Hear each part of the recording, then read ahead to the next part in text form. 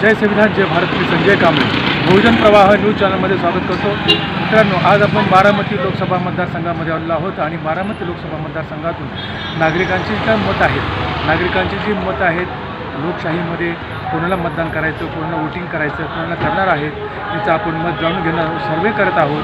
तर आपण बारामती लोकसभा मतदारसंघात पाहत आहोत।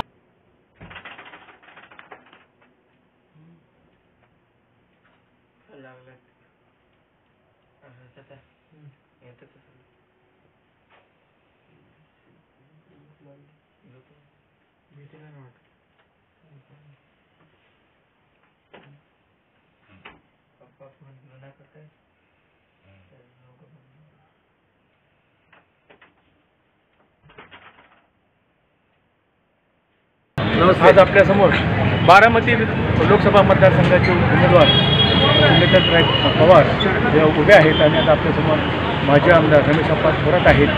तर आज आपल्या बारामती मतदारसंघातून सुनेत्राताई पवार या उभ्या आहेत, तर त्या किती मताच्या फरकाने विजय होतात? आमचा अंदाज आहे की सुनेत्रा वहिनी 2 लाखाच्या फरकाने तर कमीत कमी निवडून येते। 2 लाखाच्या आणि दौंड तालुक्यातलं जवळपास 50,000 लीड त्यांना बसेल। हे स्ट्रॉंग झालं पाहिजे या राज्यात। बरोबर। आणि लोकांचं असं म्हणणं आहे की लोक असं म्हणतात की बाबा दादांवरती जी ईडीची कारवाई होणार आहे म्हणून दादांनी पक्ष बदललेला आहे, भाजपमध्ये गेलेले आहेत म्हणून, नाही का? आता ह्याच्यावर काय म्हणू लागतं? अजिबात तसा काही विषय नाही। कुणीतरी थातून काही बी सांगतंय, त्याच्यावर कुणीही लक्ष देऊ नये। या सगळ्या बोगस बातम्या आहेत, सगळे बोगसगिरी आहे आणि ते कुणालाच मान्य नाही आहे। हे काही लोक समाजामध्ये असतात कुरघोड्या करणारी, की कुरघोड्या करण्याचं काम चालतंय। आणि भारतीय संविधान बदलण्याचे षडयंत्र मोदी करतायत, RSS करताय, भाजप करताय आणि त्यामध्ये बाबा दलित बहुजन समाजाचे लोक पुढारी आहेत, हे कितपत योग्य आहे? हे संविधान वगैरे बदलायचं हे ना फक्त राजकीयदृष्ट्या हे बदनाम करण्याचं काम चाललेलं आहे। असा प्रयोग कधी होणार नाही, म्हणजे कोणीच करू शकत नाही आहे जगाच्या पाठीवर। आणि त्यामुळं कुणाला तरी स्वतःचं खळगं भरायचं असतं आणि खळगं भरायचं म्हणून काहीतरी आपलं पुढे सोडून द्यायचे असतात। हे चालतंय, हे असलं काय होऊ शकत नाही। आणि परवा इथं महाविकास आघाडीची सभा झाली, त्यामध्ये जाधववरती चिरकून टीका करण्यात आली होती, त्याविषयी आपण काय सांगतो? हे बघा, टीका करण्याचा प्रत्येकाला अधिकार आहे, कुठेतरी करावा, आमचं त्याला काही विरोध नाही। त्या टीकेला उत्तर देण्याचं काम आम्ही करू। मग आता पुढचं नियोजन काय? आता आमचं नियोजन अतिशय सुंदर झालेलं आहे।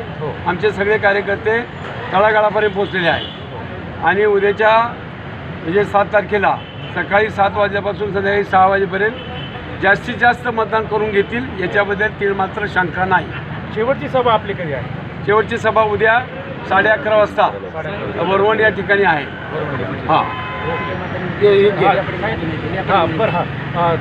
ताईंचा म्हणजे किती मताने विजय होईल म्हटलं? मी आता सांगितलं की तुम्हाला नाही 2 लाखापेक्षा जास्त मतांच्या व्यक्तींना ते निवडून यायला पाहिजे सुनेत्रा वहिनी।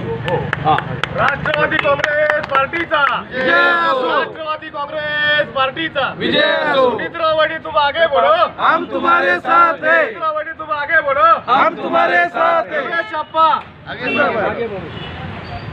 तर पाहत राहा मित्रांनो बहुजन प्रभाव न्यूज चॅनल। धन्यवाद। बारामती लोकसभा मतदारसंघातील निवडणूक प्रचार सुरू आहे।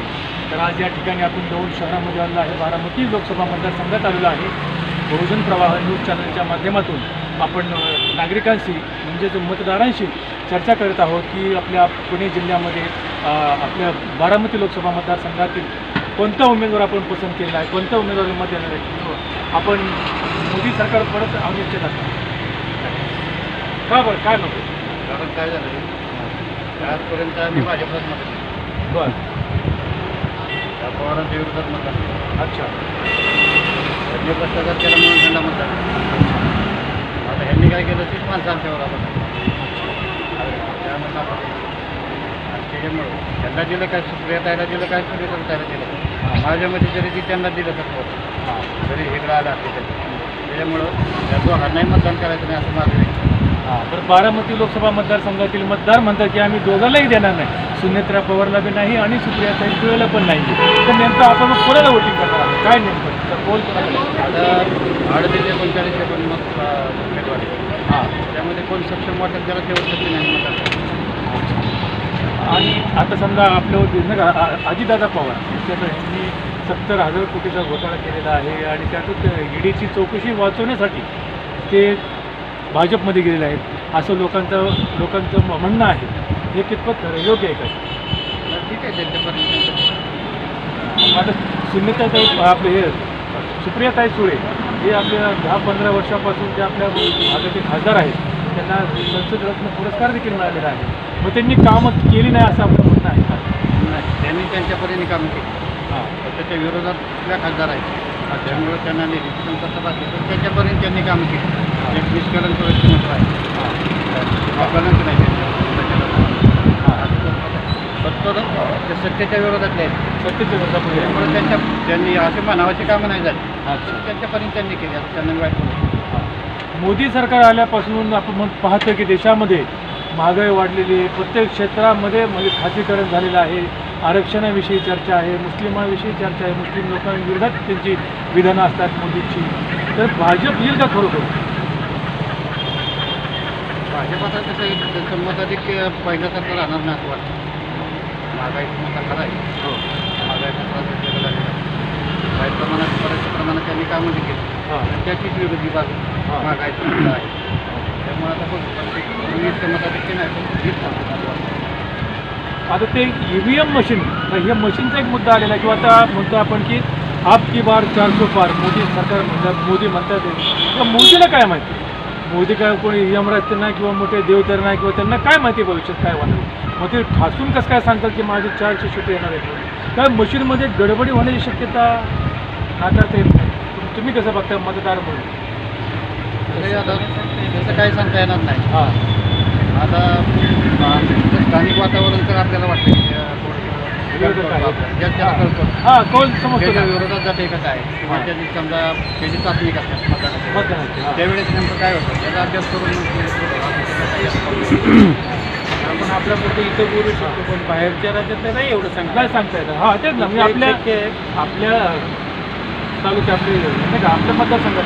हां, आपल्या मतदारसंघात आपण सांगू शकतो पण इतर राज्यांमधलं कसं पोझिशन असेल हे आपण आपल्याला सांगू शकतो. किंवा आपल्या राज्यात परंतु ते जे म्हणतात 400 पारचा नारा म्हणतात ना तो आपल्याला तरी शक्य वाटत नाही. हां, येऊ शकतात हां, परंतु आणि इतकं मतदान देखील असं नाही. हां, देशाचं चित्र जर पाहिलं हां, एक असं संभ्रम निर्माण झालेलं आहे देशामध्ये, अस्थिरता निर्माण झालेली आहे. सर्वसामान्य कष्टकरीपासून ते पार कर्मचारी वर्गापर्यंत ते विद्यार्थ्यापर्यंत असा कोणच माणूस या देशामधलं ते म्हणत नाही की आम्हाला मोदी सरकार पुन्हा पाहिजे, भाजप यायला पाहिजे. सर्व लोक त्रासलेले आहेत. नाही हे अगदी खरं आहे. हां, मग हे अगदी खरं आहे. याला आपला दुजोर आहे. हां. सर्वसामान्य जनता त्रासलेलीच आहे. हां. त्यात अजिबात हिंमत नाही. पण महाराष्ट्रामध्ये महाविकास आघाडी चालेल असं म्हणलं जातं. बहुतेक किंवा 50-50 होऊ शकतं. अर्धा होऊ शकतो. महाविकास आघाडी महायुती अर्धा पण एकतर्फी होणार नाही. पण आपल्या आपल्या ह्याच्या मतदारसंघामध्ये हे आता की घड्याळवाले म्हणता येते सुनेत्राताई पवार हे 1.5 लाखाच्या फरकाच्या मताने निवडून येणार आहे. तर आत्ताच विधान केलेलं आहे की माजी आमदारांचा शपथ केलेला आहे.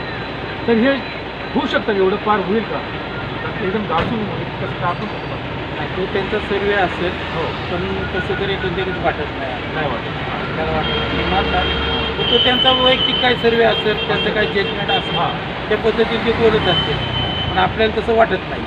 म्हणजे आपल्या मतदारसंघामध्ये सुप्रिया सुळेच लागतील असं बहुतेक म्हणजे इथल्या नागरिकांचा कौल असा आहे की बा या मतदारसंघामध्ये सुप्रियाताई सुळे हे सीट लागण्याची शक्यता आहे असं म्हणणं आहे.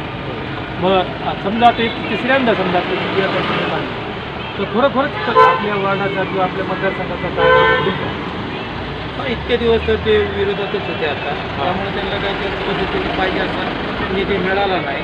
पण जर सत्तेत जर आले तर नक्कीच होईल. तर आज या ठिकाणी 2 बारामती लोकसभा मतदारसंघात आपण आलेलो आहोत आणि त्या लोकांची मतं, नागरिकांची मतं आपण जाणून घेत आहोत. तसं आपण पाहत राहा बहुजन प्रवाह न्यूज चॅनल. धन्यवाद. मित्रांनो, बारामती लोकसभा मतदारसंघातील निवडणूक चुरशीची होत असून तर या बारामती लोकसभा मतदारसंघामध्ये काय चाललेलं आहे सध्या, तर मी या प्रवाशांकडे मी रेल्वेमध्ये आलेलं आहे, दौंड शहरामध्ये प्रवाशाकडे आलेलं आहे. तर प्रवाशाचं मत आपण जाणून घेऊया. काय तुमचं नाव काय? मोजे शिंदे. अच्छा, तुम्ही राहिले कुठं? दौंडमध्ये. आता बंगला साईडला. बरं, आता दौंडमध्ये बारामती लोकसभा मतदारसंघाची निवडणूक सुरू आहे आणि या निवडणुकीमध्ये भाजप आहे आणि त्याचबरोबर शरदचंद्रजी पवार यांची तुतारी आहे. तर तुमचं मत कुणाला, भाजपला का तुतारीला? तुतारीला आमचं मत. तुतारीला का बरं? त्याची मोठी धाडाडीची काम करणारी सुप्रिया सुळे आणि सुनेत्रा ताई पवार आहे, त्यांना अनुभव नवीनच आले ते. आणि अजित पवारांची ती पत्नी आहे आणि अजित पवार यांनी त्यांचा घोटाळा लपवण्यासाठी भाजपमध्ये प्रवेश केला अशी जनतेमध्ये चर्चा आहे. तुम्ही काय म्हणताय? बरोबर आहे, त्यामुळे ते गेले ना सोडून राष्ट्रवादीनं खूप पाडले.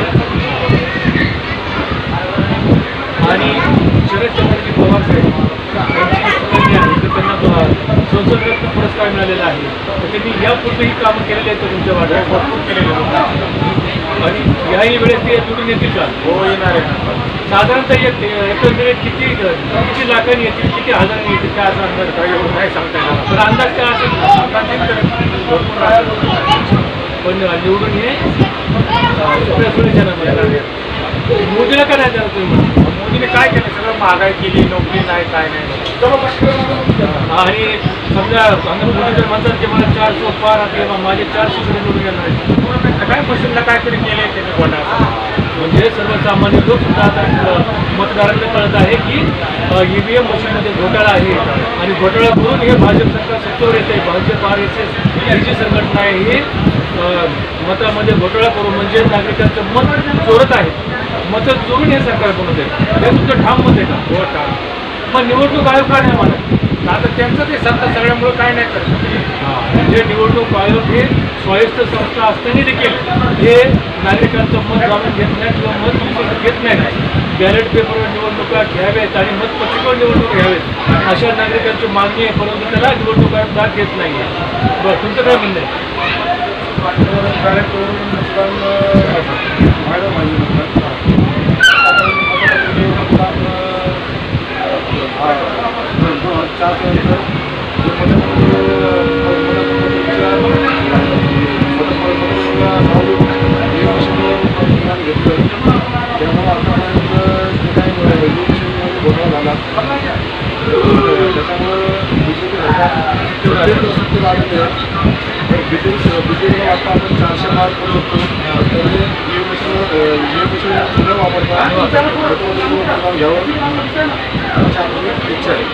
मग नागरिकांचं मत आहे, मतदार आहेत, हे मतदारांचं म्हणणं आहे की EVM मशीनवर मतदान नको, मतपत्रिकेवर निवडणूक घ्या.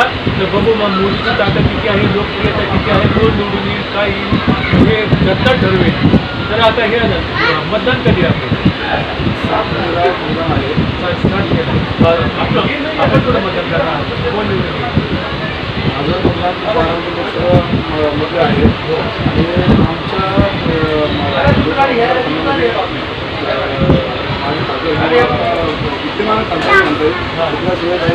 आणि म्हणजे एकंदरीत दौंड शहरामध्ये सुद्धा संपूर्ण तुतारीकडे आहे. शरदचंद्रजी पवार यांच्या तुतारीकडे आहे, पक्षाकडे आहे. शरद पवार साहेबांवर तुमची श्रद्धा आहे म्हणायची.